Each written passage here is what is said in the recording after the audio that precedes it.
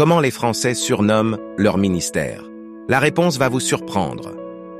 Salut les amis du français! Aujourd'hui, on va devenir de vrais initiés de la politique française.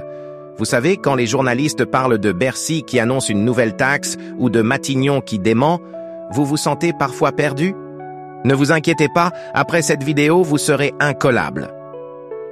Imaginez-vous en train de lire un journal français et de comprendre tous ces codes secrets. Cool, non? C'est comme avoir les clés VIP de la République française. Maintenant, embarquons dans notre tour de France du pouvoir. Commençons par Bercy, le QG de l'argent. C'est là où on compte les sous de la France. Si vous entendez Bercy à parler, ce n'est pas un nouveau rappeur, mais le ministère de l'économie et des finances. Et puisqu'on parle de sécurité financière, faisons un saut à la place Beauvau. C'est là que se trouve le ministère de l'Intérieur. Disons que c'est le grand chef de la sécurité en France. De la sécurité intérieure, passons aux affaires internationales avec le Quai d'Orsay. Non, ce n'est pas un club de pétanque au bord de la Seine, mais notre ministère des Affaires étrangères. En parlant d'affaires sérieuses, direction la place Vendôme. Attention, on ne va pas faire du shopping de luxe, on va voir la justice. C'est là que ça se passe quand on parle de chancellerie. Et maintenant, montons en grade avec Matignon. C'est la résidence du Premier ministre. Pensez-y comme à un très chic Airbnb gouvernemental. Donc Matignon est le surnom de la résidence du Premier ministre. Mais le vrai boss final, c'est l'Élysée, le palais présidentiel, là où même les selfies sont interdits. Pour équilibrer tout ce pouvoir, on a le palais Bourbon. Non, ce n'est pas une chocolaterie, mais l'Assemblée nationale.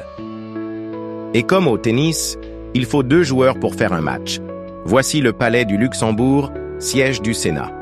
Rien à voir avec le pays, mais tout aussi important. Pour mettre un peu de culture dans tout ça, passons à la rue de Valois. C'est le ministère de la Culture. Pour l'avenir de la nation, il nous faut la rue de Grenelle, le ministère de l'Éducation. C'est là que se décide si vos enfants auront des devoirs ou pas. Je plaisante. Ils en auront toujours. Le ministère de l'Éducation est souvent appelé Grenelle ou rue de Grenelle dans les médias en raison de son emplacement. Et pour finir en beauté, parlons de l'Hexagone. Non, ce n'est pas un cours de géométrie, c'est le surnom de notre belle France. Pourquoi? Regardez bien l'image et vous comprendrez. Et voilà. Maintenant, quand vous regarderez les infos françaises, vous serez incollable. Plus d'excuses pour dire « Je ne comprends rien à la politique française ». Si cette vidéo vous a plu, n'oubliez pas de vous abonner à Français avec humour pour plus de contenu qui donne le sourire. À bientôt les amis.